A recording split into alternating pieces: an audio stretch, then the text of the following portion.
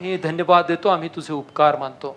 प्रभू परमेश्वरा, जी पवित्र वचन आम्ही वाचली ऐकली, दयाघरा देवबापा, त्या वचनाप्रमाणे जो बोध आज तू आम्हाला करू इच्छितोस तो समजावून घेण्याकरता आमचं अंतकरण आता तुझ्या ठाई एकाग्र कर. आणि परमेश्वरा, त्या वचनाप्रमाणे चालता यावं याकरता तुझ्या पवित्र आत्म्याचं मार्गदर्शनही लाभू दे, अशी आमची तुला प्रार्थना आहे. येशू ख्रिस्त आमचं तारणारा याच्याद्वारे मागितलं म्हणून तो ऐक प्रभू. आमेन. मागच्या रविवारी आपण योसेफाबद्दल विचार केला होता. आठवतंय का आपल्याला? आपण कोणत्या वचनावरती आपण योसेफाच्या बाबतीत पाहिलं होतं? कुठला अध्याय होता? योसेफाचा क्षमा करा, उत्पत्तीचा 43वा अध्याय आणि त्यातल्या 16व्या वचनापासून 26व्या वचनापर्यंत आपण त्या घटनेवरती चिंतन मनन केलं होतं, नाही का? की योसेफाला त्याचे भाऊ भेटायला येतात आणि ते त्याला काहीतरी गिफ्ट देतात, काहीतरी भेट देतात. आज आपण योसेफाच्या जीवनामधूनच अजून काहीतरी शिकण्याचा प्रयत्न करू. आज जे पवित्र वचन आपण वाचलेले आहेत, उत्पत्तीचा 39वा अध्याय आणि पहिली 6 वचनं, यामध्ये पुन्हा एक घटना नमूद करण्यात आलेली आहे. आणि या घटनेवर आधारित देवबाप तुमच्याशी माझ्याशी काय बोलू इच्छितो हे आपण जाणून घेण्याचा प्रयत्न करू. 6 वचन आहेत, परंतु परमेश्वर आम्हाला काय शिकवतो हे आपण जाणून घेण्याचा प्रयत्न करू. पहा, इथं काय म्हटलेलं आहे पहिल्या वचनापासून. इकडे योसेफाला खाली मिस्रात आणले आणि ज्यांनी त्याला तेथे खाली आणले होते त्या इश्माएली लोकांच्या हातून मिस्री पोटीफर याने त्याला विकत घेतले. तो फारोचा अंमलदार हुजरातीचा सरदार होता. या पोटीफराच्या बाबतीत आम्हाला पहिल्या वचनामध्ये 2-3 गोष्टी पाहायला मिळतात. आपल्याला माहिती आहे की योसेफाला त्याच्या भावंडांनी कशा पद्धतीने इश्माएली लोकांना विकलं होतं आणि मग याच इश्माएली लोकांनी पुढे जाऊन मिस्रामध्ये या योसेफाला विकून टाकलेलं आहे. कुणाला विकलंय? पोटीफराला विकलेलं आहे. आणि त्याला विकत घेतल्यानंतर पुढं काय घडलेलं आहे ते फार इंटरेस्टिंग आहे.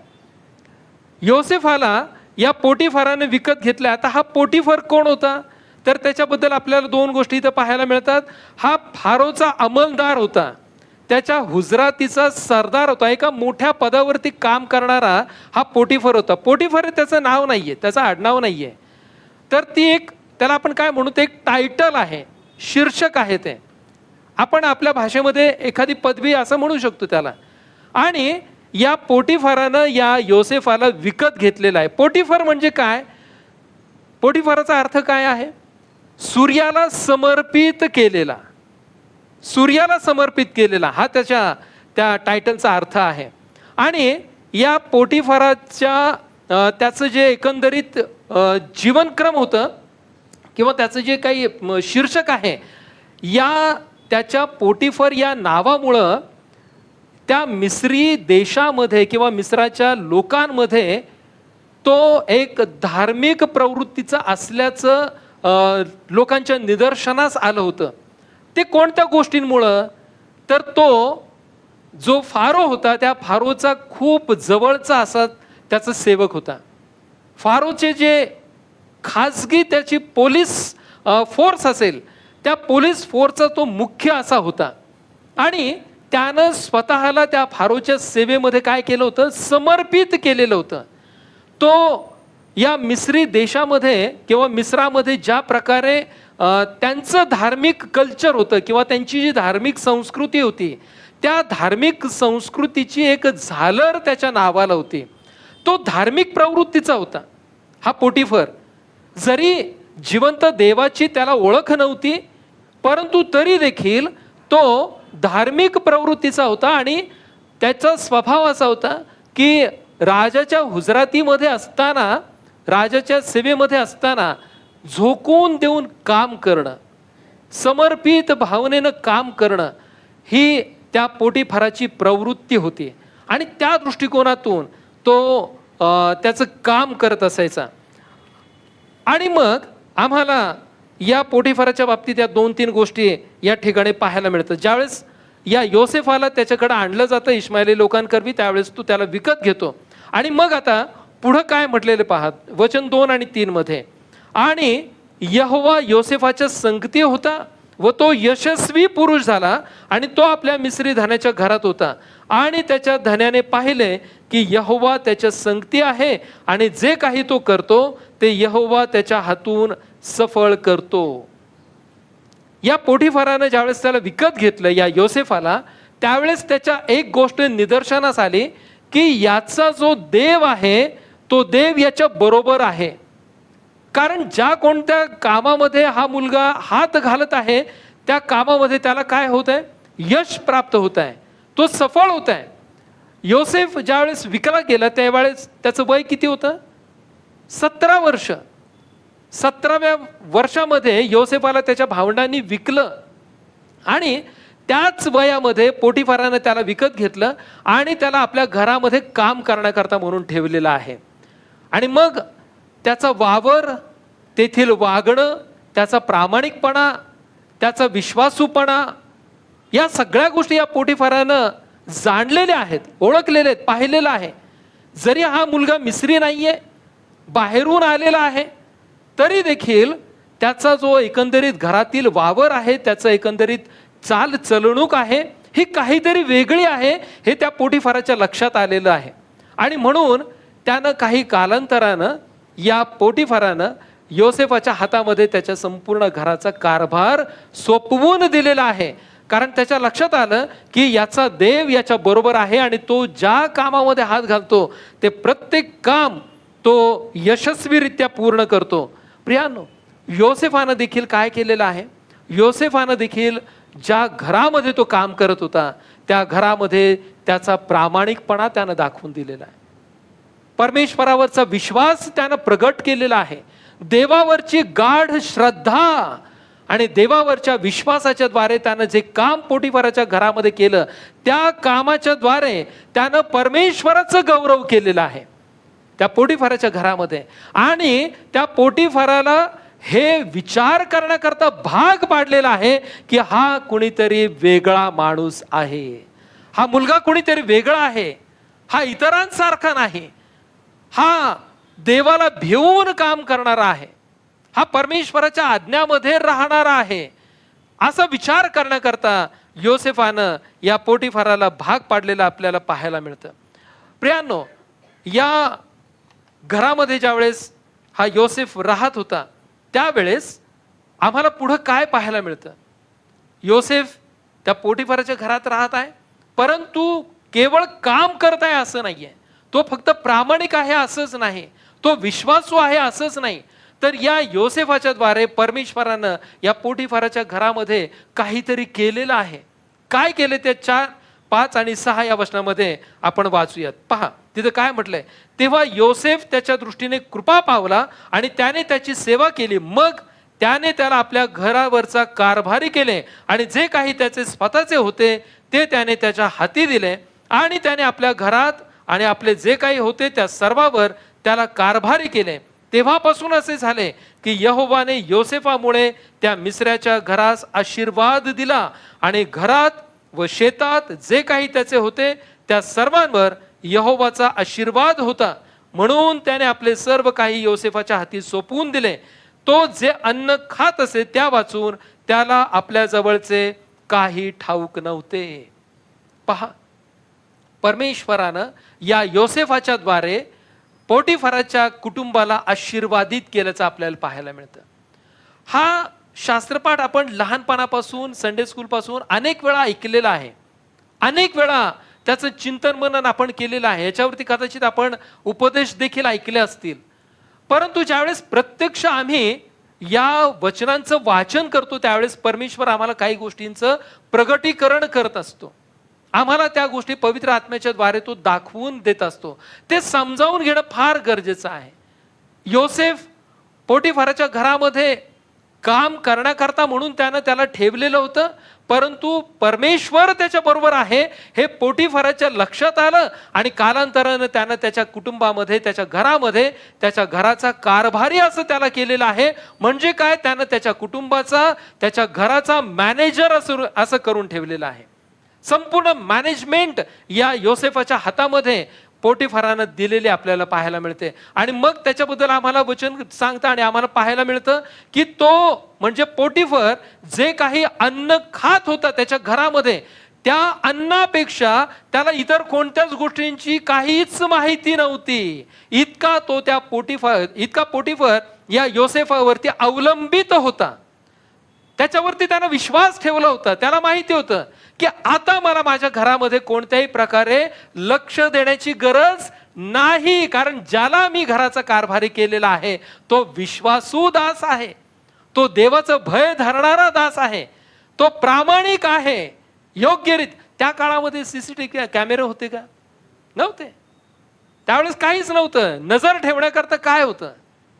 काहीही नव्हतं. परंतु तरी देखील या पोटिफरानं योसेफावरती विश्वास ठेवलेला आहे. आज आम्हाला सीसीटीव्ही पाहायला मिळतात, नाही का, कॅमेरे पाहायला मिळतात की आमच्या पश्चात, आमच्या बंगल्यामध्ये, घरामध्ये, आमच्या चर्चमध्ये, या चर्चच्या परिसरामध्ये काय गोष्टी घडतात हे आम्हाला घरी बसून आम्हाला आमच्या मोबाईलवरती त्या गोष्टी पाहायला मिळतात. त्या काळामध्ये असं काही नव्हतं. परंतु त्यानं विश्वास ठेवला. का विश्वास ठेवला? कारण योसेफ हा प्रामाणिक होता. त्यानं विश्वास ठेवण्याची जी कारण आहेत, योसेफ हा मेहनती होता, निस्वार्थी भावनेनं काम करणारा होता, प्रामाणिक होता. परमेश्वरावरती योसेफाचा विश्वास होता. याच्याशिवाय अजून एक कारण होतं जे मी मगाशी तुम्हाला सांगितलं. याशिवाय हा पोटिफर जो आहे हा सुद्धा फारोशी प्रामाणिक होता. मी मगाशी त्याच्याबद्दल सांगितलं की तो झोकून देऊन, संपूर्ण आपल्या आत्म्याचं समर्पण करून, म्हणजे आपण ज्याला म्हणतो ना तन मन धनानं सेवा करणं, हा जो प्रकार आहे त्या पद्धतीनं सेवा करणारा किंवा नोकरी करणारा असा हा पोटिफर होता. आणि तो धार्मिक प्रवृत्तीचा होता. आणि त्यामुळं त्यानं त्याच्या नजरेतून या योसेफाला ओळखलेलं आपल्याला पाहायला मिळतं. आणि म्हणून त्यानं लगेच आपल्या घराचा कारभारी या योसेफाला करून टाकलेला आपल्याला पाहायला मिळतं. त्यानं सगळे अधिकार या योसेफाला दिलेले आहेत. प्रियानो, आम्ही योसेफाकडे ज्यावेळेस पाहतो, त्याचं जीवनचरित्र ज्यावेळेस आपण पाहतो, या योसेफाच्या बाबतीत किती गोष्टी चांगल्या झाल्यात आतापर्यंत. तरुण वयामध्ये असताना काहीच नाही. 17व्या वर्षी त्याच्याच भावंडांनी त्याला विकलेला आहे, द्वेषापोटी, मत्सरापोटी. आणि मग तो पोटिफराच्या घरी आला, तिथे तो त्याचा कारभारी म्हणून राहिला. त्यानंतर त्याच्यावरती खोटे आरोप करण्यात आले.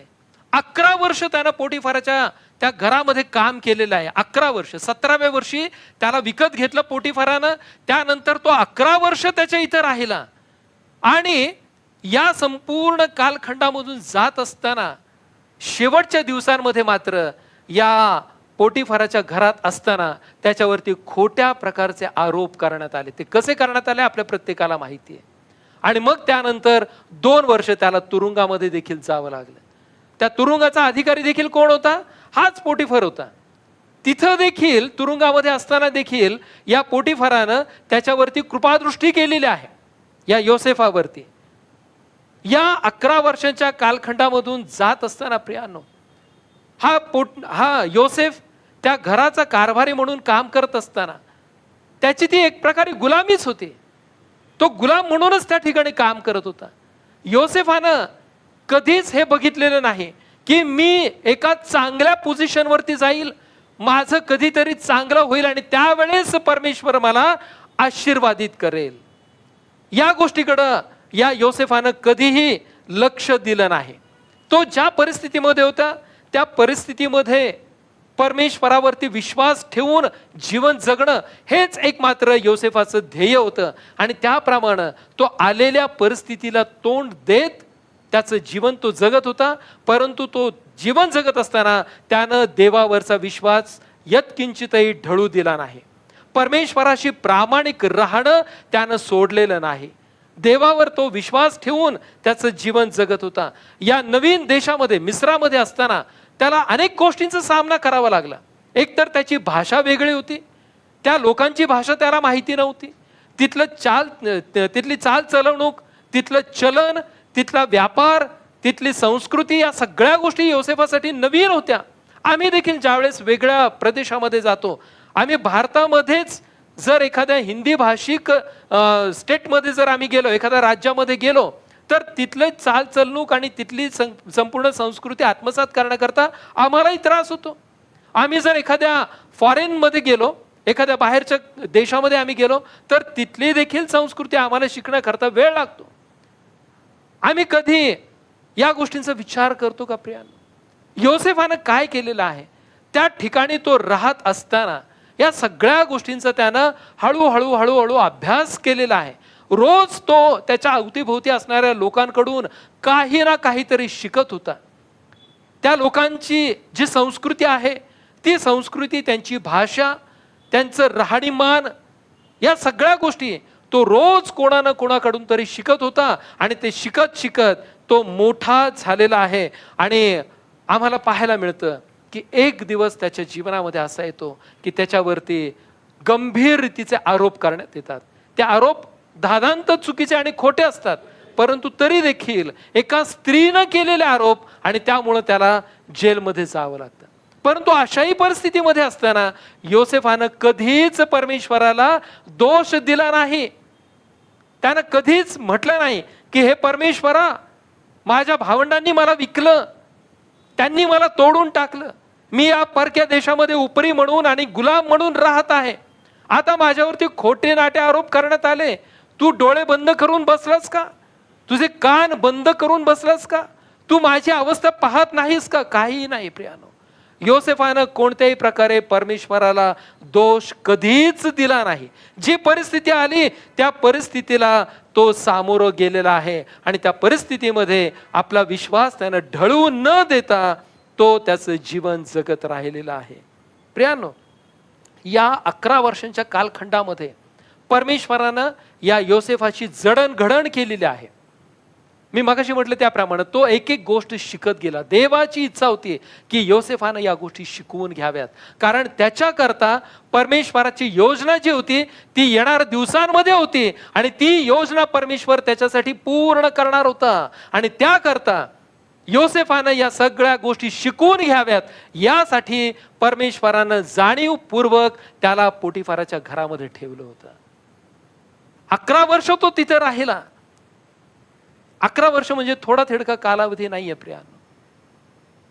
आणि मग त्या ठिकाणी राहून त्या सर्व गोष्टी जो शिकलेला आहे, या सर्व 11 वर्षांच्या कालखंडामधून जात असताना परमेश्वरानं त्याला सेवकाचं हृदय दिलेलं आहे. फार महत्वाची गोष्ट आहे. सेवा करण्याचं हृदय दिलं. तो घर कारभारी जरी होता, जरी त्याच्या हातामध्ये सर्व सत्ता होती, त्या पोटिफाराचा पैसा अडका, त्याचं सगळं जमीन जुमला जे काही असेल ते सगळं नियंत्रण कोणाच्या हातामध्ये होतं? योसेफाच्या हातामध्ये होतं. परंतु तो कधीही चढेल प्रवृत्तीनं, उन्मत्तपणानं कधीच वागला नाही. तो देवाशी प्रामाणिक राहिला, विश्वासू राहिला, आणि परमेश्वरावरती विश्वास ठेवून तो त्याचं काम जे त्याला नेमून दिलेलं होतं तो ते करीत राहिलेला आहे. आणि असं करूनही शेवटी त्याच्या वाट्याला काय आलं तर 2 वर्षाचा तुरुंगवास त्याच्या वाट्याला आला. परंतु त्याही तुरुंगामध्ये असताना त्यानं देवाला कधीच दोष दिला नाही. आणि तुरुंगामध्ये असताना काय घडलं होतं ते आपण पुढे पाहणार आहोत. आज या घटनेवरती आम्ही विचार करत असताना प्रियानो, ख्रिस्ती म्हणून आम्ही आमचं जीवन जगतो. इथं बसलेले बरेच जण आपण कुठे ना कुठेतरी नोकरी करतो, आपण व्यवसाय करतो, आम्ही कदाचित काही लोकांबरोबर मिळून आम्ही आमचे व्यवसाय करत असू, किंवा इतर विधर्मी लोकांमध्ये आम्ही नोकरी करत असू. आम्ही त्या लोकांमध्ये नोकरी करत असताना आमचे अनुभव काय आहेत, आम्ही कशा पद्धतीने आमची नोकरी करतो, याचा आम्ही बारकाईने विचार करणं फार आवश्यक आहे. आमच्या जीवनामध्ये देखील योसेफासारखे अनेक प्रसंग येतात. अनेक वेळा आम्हाला नाकारलं जातं, कदाचित आमच्या नातेवाईकांकडून आम्हाला नाकारलं जातं, आम्हाला बाहेर ठेवलं जातं, अनेक वेळा आम्हाला समाजातून नाकारलं जातं. आम्ही ज्या ठिकाणी नोकरी करतो तिथे देखील आमच्यावरती बऱ्याच वेळा अन्याय केला जातो. आमची पात्रता असतानाही आम्हाला प्रमोशन मिळत नाही. आमची पात्रता असतानाही, आमचं तेवढं क्वालिफिकेशन असताना देखील आमच्या पगारामध्ये योग्य त्या वेळेला योग्य ती पगारवाढ होत नाही. आमच्यावरती अन्याय केला जातो. या होणाऱ्या अन्यायासाठी आमची प्रतिक्रिया कशी असते? आम्ही देवाला दोष देतो का? आम्ही परिस्थितीला आणि आमच्या मॅनेजर्सना आम्ही ज्या ठिकाणी काम करतो त्या ऑर्गनायझेशनला आम्ही दोष देतो का? आम्ही माणसं आहोत आणि बऱ्याच वेळा आमच्या मुखातून अशा प्रकारचे शब्द निघतात की जे इतरांना दोष देणारे असतात. आमच्याच बाबतीत असं का होतं? आम्ही देवाकडे रडगाणं करतो की हे परमेश्वरा, माझ्यात काय कमी आहे?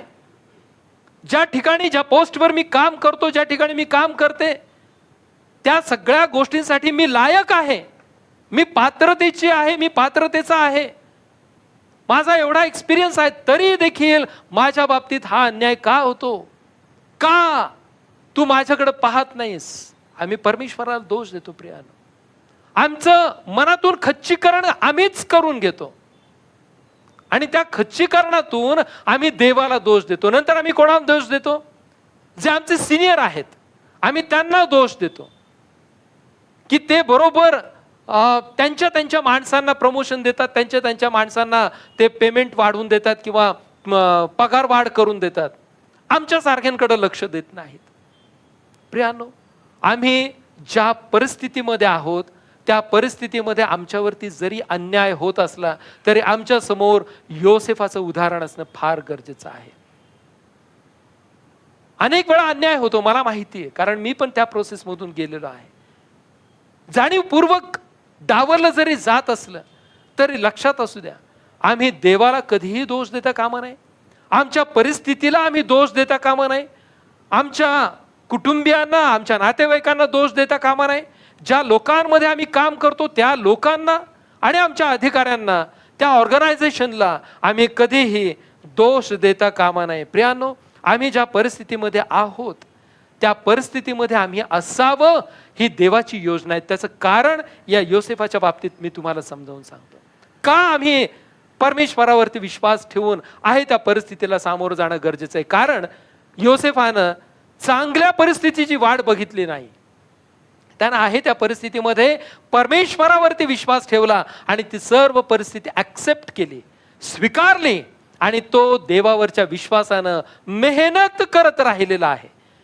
तो प्रामाणिकपणे त्याचं जे काही त्याला द्यायचं आहे त्याच्या कामामधल्या सगळ्या गोष्टी त्या प्रामाणिकपणे तो देत राहिलेला आहे. प्रियांनो, आमचं खच्चीकरण होत असताना आम्हाला जर हे माहिती आहे की आम्हाला डावललं जातं, आमच्याकडे लक्ष दिलं जात नाही, पण तरी देखील आमचा प्रामाणिकपणा आमच्या परमेश्वराशी असणं फार गरजेचं आहे. योसेफाच्या बाबतीत परमेश्वराची योजना काय होती ती योजना योसेफाला त्यावेळेस कळाली नाही. ती योजना योसेफाला त्यावेळेस माहिती नव्हती. 11 वर्ष तो घर कारभारी म्हणून त्या पोटिफाराकडे राहिला, परंतु त्यानंतरच्या येणाऱ्या कालखंडामध्ये परमेश्वराला योसेफाला तुरुंगातून काढून त्या मिस्राचा मोठा अधिकारी करायचं होतं. त्या अधिकाराच्या पदावरती योसेफाला नेऊन ठेवायचं होतं आणि म्हणून परमेश्वरानं त्याची जडणघडण त्या 11 वर्षांच्या कालखंडामध्ये करून घेतलेली आहे. प्रियानो, देवानं त्याला शिकवलेलं आहे, शिक इथं राहून, यांची संस्कृती शिक, यांची भाषा शिक, यांचा व्यापार चलन सगळं काही तू शिकून घे. प्रियानो, एकदम जर तो त्या ठिकाणी गेला असतं तर त्याच्या हाती काय लागलं असतं? त्याला त्या ज्या पदावरती योसेफाला पुढे परमेश्वराने नेलेला आहे, इतक्याच वर्षानंतर जर तो गेला असता कोणत्याही गोष्टी न शिकता, तर त्याला जी योजना त्यानं दुष्काळासाठी केली होती ती त्याला करता आली असते का? कधीच करता आली नसते. आणि म्हणून या 11 वर्षांच्या कालखंडामध्ये परमेश्वरानं त्याची जडणघडण करून घेतली. प्रियांनो, आम्ही देखील ज्या ठिकाणी काम करतो कदाचित आम्हाला असं वाटतं की आम्ही दाबले जात आहोत, परंतु लक्षात घ्या, परमेश्वराची योजना तुमच्या आणि माझ्याकरता अशीच असते. देवाची योजना अशी असते की तुम्ही इथे राहा, मला तुम्हाला पुढे तुमच्याकरता अजून चांगले दरवाजे उघडायचे आहेत, मला तुम्हाला आशीर्वादित करायचं आहे आणि म्हणून इथून तावून सुलाखून निघा. दोष देत बसू नका कोणत्याही परिस्थितीला, कोणत्याही लोकांना, कोणत्याही अधिकाऱ्यांना, आणि मला दोष देत बसू नका. हे परमेश्वराला तुम्हाला आणि मला शिकवायचं असतं. आणि म्हणून प्रियांनो, नेहमी लक्षात असू द्या, ज्यावेळेस आमच्यावरती अन्याय होतो त्यावेळेस आम्ही कधीच कोणालाही दोष देता कामा नये. ज्या परिस्थितीमध्ये आम्ही आहोत त्या परिस्थितीमध्ये आम्ही आमच्या देवाशी प्रामाणिक राहणं फार गरजेचं आहे. ही सगळी परिस्थिती योसेफाच्या नियंत्रणाच्या बाहेर होती. त्याचं कोणत्याही प्रकारचा कंट्रोल या परिस्थितीवर नव्हता. ज्यावेळेस त्याच्या भावंडांनी त्याला विकलं त्यावेळेसही त्याच्या ताकदीच्या बाहेरची ती गोष्ट होती. पोटिफराने त्याला विकत घेतलं, त्याला गुलाम म्हणून त्याच्या घरामध्ये ठेवलं, नंतर त्याला घर कारभारी केलं, तो तुरुंगामध्ये गेला. या सगळ्या प्रोसेसमधून 13 वर्षांच्या कालखंडामध्ये त्याच्या हातामध्ये कोणतीही गोष्ट नव्हती. प्रत्येक घटना, प्रत्येक गोष्ट त्याच्या नियंत्रणाच्या बाहेर होती. तरी देखील हा योसेफ आपल्या देवाशी प्रामाणिक राहिलेला आहे. आमच्याही बाबतीत अशाच गोष्टी घडतात प्रियानो. अनेक वेळा आमच्या कपॅसिटीच्या बाहेर गोष्टी जातात, आमच्या नियंत्रणाच्या, आमच्या कंट्रोलच्या बाहेर अनेक गोष्टी जातात. अशा वेळी आम्ही आमच्या देवावरती विश्वास ठेवणं आणि परमेश्वराला त्याचं कार्य करू देण्याकरता त्याला मोकळीक देणं हे आमचं काम आहे. आम्ही देवावर भरोसा ठेवून, परमेश्वरावरती विश्वास ठेवून आम्ही आमचं काम करत राहणं हे फार गरजेचं आहे. कारण याच गोष्टींमधून परमेश्वर तुम्हाला आणि मला आशीर्वादित करत असतो. देवानं या योसेफाला सोडलं नाही. जरी त्याचा कालखंड कठीण होता तरी देखील परमेश्वराने त्याला सोडलं नाही, त्याची साथ त्यानं सोडली नाही. आणि देवानं या योसेफाला आशीर्वादित केलेलं आहे. प्रियानो, योसेफानं त्याच्या कामातून हे दाखवून दिलं की माझा देव माझ्या बरोबर आहे, माझ्या देवावरती विश्वास आहे. आणि म्हणून तो पोटिफर त्याला पाहिल्यानंतर त्याला हे जाणवलं की हा ज्या कामाला हात घालतो त्या कामामध्ये त्याला यश मिळत आहे, कारण परमेश्वर त्याच्या बरोबर आहे. आज आम्ही ज्या ज्या ठिकाणी काम करतो त्या ठिकाणी आमची जबाबदारी ही आहे की आमच्या कृतीतून, आमच्या कामातून आम्ही इतरांना हे म्हणण्याकरता भाग पाडलं पाहिजे की हे खरोखर ख्रिस्ती लोक आहेत. आमच्या कृतीतून, आमच्या प्रामाणिकपणामधून, आमच्या मेहनतीमधून, आमच्या ड्युटीचं टायमिंग जर 8 तास असेल आणि जर कदाचित एखादा तास आम्हाला थांबावं लागलं, 2 तास आम्हाला थांबावं लागलं, तर आम्ही कुरकुर न करता थांबणं गरजेचं आहे. आम्ही तिथे लगेच पैशांचा हिशोब मांडता कामा नाही. लक्षात ठेवा, जर एखादा तास आम्हाला थांबवून काम करणं गरजेचं असेल, आम्हाला जर आमच्या अधिकाऱ्याने रिक्वेस्ट केली असेल, तर आम्ही त्या रिक्वेस्टसाठी, त्या विनंती करता तो पुढचा एखादा तास, भले आमची ड्युटी संपलेली आहे तरी देखील 1-1.5 तास थांबून आम्ही काम करणं आवश्यक आहे. याच्यातून काय प्रदर्शित होतं माहिती का? ह्याच्यातून आम्ही ख्रिस्ती लोक आहोत, आम्ही समर्पित वृत्तीनं काम करणारे लोक आहोत, आम्ही मेहनत करणारे लोक आहोत, आम्ही आमच्या ऑर्गनायझेशनसाठी विश्वासू असणारे लोक आहोत. हे आम्ही आमच्या कृतीतून प्रगट करत असतो. आणि त्याच वेळेस लक्षात घ्या, परमेश्वर आम्हाला आशीर्वादित करत असतो, त्याच वेळेस तो आमच्या अवतीभोवती असणाऱ्या लोकांना आणि त्या ऑर्गनायझेशनला देखील आशीर्वादित करत असतो. आमेन. परमेश्वर ज्या ठिकाणी आम्ही काम करतो त्या ठिकाणी देखील त्या लोकांना तो आशीर्वादित करत असतो. का? आमच्या प्रामाणिकपणामुळं, आमच्या विश्वासूपणामुळं, आमच्या मेहनती स्वभावामुळं परमेश्वर त्याही ठिकाणाला आशीर्वादित करत असतो. पोटिफराच्या बाबतीत काय घडलं? पोटिफर का हा जिवंत देवाचा सेवक नव्हता, परंतु तरी देखील एकट्या योसेफामुळं पोटिफराला, त्याच्या कुटुंबाला परमेश्वरानं आशीर्वादित केलेलं आहे. आम्ही ज्या ठिकाणी काम करतो त्या ठिकाणी आम्ही कशा पद्धतीनं काम करतो? आम्ही एकेका मिनिटाचा हिशोब लावत काम करतो का? की आम्ही समर्पित वृत्तीनं आणि मेहनत घेऊन काम करतो, आम्ही विश्वासानं काम करतो? प्रियानो, त्याच्यावरती देवाचे आशीर्वाद आमच्या वैयक्तिक आणि कौटुंबिक जीवनावरती किती आणि कसे असावेत हे ठरलं जातं. त्याचप्रमाणे आम्ही ज्या ठिकाणी काम करतो त्या ठिकाणी देखील परमेश्वरांना आशीर्वाद द्यायचे की नाही हे देखील ठरलं जातं. योसेफाकडे आज आम्ही पाहत असताना, योसेफ कठीण परिस्थितीमधून गेला, तरुणपणामध्ये असताना कठीण परिस्थितीमधून गेला, परंतु त्यानं देवाला सोडलं नाही. परमेश्वरानं त्याला प्रत्येक पावलावरती आशीर्वादित केलं आणि तो आशीर्वादित होत आहे हे एका विधर्म्यानं जाणलेलं आहे. आणि त्यानं त्याला प्रमोशन केले, त्याचं प्रमोशन केलेलं आहे. काय प्रमोशन केलं? तर त्याच्या घराचा कारभारी केलं. आणि प्रियांनो, ह्याचा अधिक आशीर्वाद आम्हाला पुढे पाहायला मिळतो ज्यावेळेस हा योसेफ तुरुंगामधून सुटून बाहेर येतो. त्यावेळेस मात्र त्याला याच्याही पेक्षा मोठं पद परमेश्वर देतो. त्या मोठ्या पदापर्यंत जाण्याची ही संपूर्ण तयारी परमेश्वर त्याच्याकडून या कोवळ्या वयामध्ये करून घेत होता. आम्ही देखील हे लक्षात घेतलं पाहिजे प्रियानो. आमच्याही बाबतीत परमेश्वराची योजना हीच असते. आम्ही ज्या ठिकाणी काम करतो, नोकरी करतो, तिथे आम्ही मेहनत घेऊन काम केलं पाहिजे. त्या ठिकाणी प्रामाणिकपणे आम्ही आमचं काम आमच्या ऑर्गनायझेशनला दिलं पाहिजे. आमचं आउटपुट त्या ऑर्गनायझेशनला आम्ही प्रामाणिकपणे दिलं पाहिजे. आणि ज्यावेळेस आम्ही देवावरच्या विश्वासानं, परमेश्वरावरील विश्वासानं भरलेलं जीवन घेऊन आमच्या कामावरती रुजू होतो, त्यावेळेस परमेश्वर तुम्हाला आणि मला निश्चित अर्थानं आशीर्वादित करतो. परंतु आम्ही विश्वासू असल्यामुळं, आम्ही मेहनती असल्यामुळं, देव आमच्या बरोबर असल्यामुळं परमेश्वर त्याही ऑफिसला, त्याही कारखान्याला, त्याही हॉस्पिटलला, त्याही कंपनीला परमेश्वर आशीर्वादित करत असतो. हे लक्षात घ्या. आणि म्हणून त्या विधर्म्यांना मिळणारे जे आशीर्वाद आहेत ते तुमच्या आणि माझ्यामुळं मिळत असतात. परंतु त्यांना कधी ते आशीर्वाद मिळतात?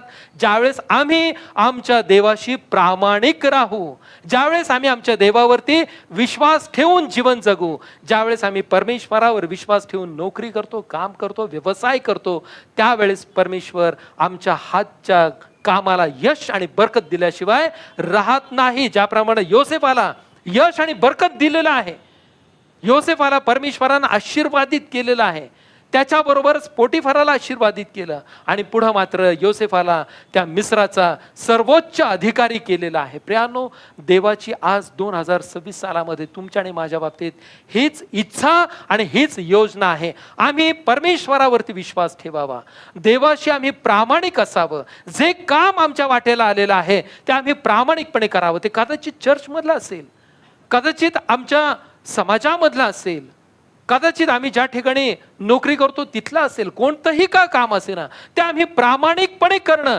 हे जास्ती महत्वाचं आहे. ते आम्ही देवावरती विश्वास ठेवून करणं हे जास्ती महत्वाचं आहे. आणि ज्यावेळेस आम्ही विश्वासू असतो त्याच वेळेस तो विश्वासू असणारा आमचा देव आमच्याशी विश्वासू राहून आम्हाला आशीर्वादित करतो. आणि केवळ आम्हालाच आशीर्वादित करतो असं नाही, तर तो आमच्या नातेवाईकांना आशीर्वादित करतो. आम्ही ज्या चर्चचे सभासद आहोत त्या मंडळीला तो आशीर्वादित करतो. आम्ही ज्या ठिकाणी राहतो त्या मोहल्ल्यातील लोकांना तो आशीर्वादित करतो. आम्ही ज्या ठिकाणी नोकरी करतो, ज्या ठिकाणी आम्ही व्यवसाय करतो, त्या व्यवसायातील आमच्या सहकाऱ्यांना आणि आमच्या नोकरीमध्ये असणाऱ्या सहकाऱ्यांना, आमच्या अधिकाऱ्यांना तोच देव आशीर्वादितही करत असतो. प्रियानो, हा आशीर्वाद आम्हाला मिळवता आला पाहिजे. आणि तो आशीर्वाद आम्हाला त्याच वेळेस प्राप्त होईल ज्या वेळेस आम्ही देवाला कधीही दोष देणार नाही, आम्ही परिस्थितीला दोष देणार नाही, आम्ही आमच्या नातेवाईकांना, आमच्या मंडळीतील लोकांना, आम्ही आमच्या समाजातील लोकांना, इतरांना, आमच्या बरोबर काम करणाऱ्या आमच्या अधिकाऱ्यांना आणि आमच्या कलिग्सला आम्ही ज्यावेळेस दोष देणार नाही, आम्ही जे काम नेमून दिलेलं आहे ते प्रामाणिकपणे करू, त्यावेळेस तो परमेश्वर तुम्हाला आणि मला आशीर्वादित केल्याशिवाय राहणार नाही. परमेश्वर करो आणि आपल्या येणाऱ्या दिवसामध्ये आपल्याला तो अधिक आणि अधिक आशीर्वादित करो आणि त्याचबरोबर तो आपल्या सर्व सहकार्यांना देखील आशीर्वादित करो. प्रार्थना करू. सर्वसमर्थ ईश्वरा, आम्ही तुला धन्यवाद देतो, आम्ही तुझे उपकार मानतो. परमेश्वरा, योसेफ याला तू आमच्या डोळ्यासमोर ठेवलेला आहेस यासाठी की परमेश्वरा आम्ही त्याच्याकडे दृष्टी लावावी की आम्ही कशा पद्धतीने आमचं अर्थार्जनाचे ठिकाणी आम्ही काम करावं. परमेश्वरा बापा, आम्ही जर आजपर्यंत काही चूक केली असेल, कधी स्वार्थीपणानं परमेश्वरा आम्ही आमचं काम केलं असेल, तर त्यासाठी आज आम्ही तुला क्षमा मागतो. परंतु परमेश्वरा, या योसेफाच्या द्वारे आज तू आम्हाला हे शिकवलंस की आम्ही आमच्या कामाशी प्रामाणिक असावं आणि त्याच वेळी आम्ही तुझ्यावर विश्वास ठेवून जीवन जगावं, जेणेकरून प्रभू तू आम्हाला तर आशीर्वादित करतोसच, परंतु आमच्या सहकार्यांना देखील तो आशीर्वादित करतो. प्रभू, तो आशीर्वाद इतरांना मिळावा याकरता आम्हाला सहाय्य कर आणि आमचा उपयोग तुझ्या सेवा कार्याकरता करून घे, अशी आमची प्रार्थना आहे. येशू ख्रिस्त आमचं तारणारा याच्याद्वारे मागितलं म्हणून तो ऐक प्रभू. आमेन.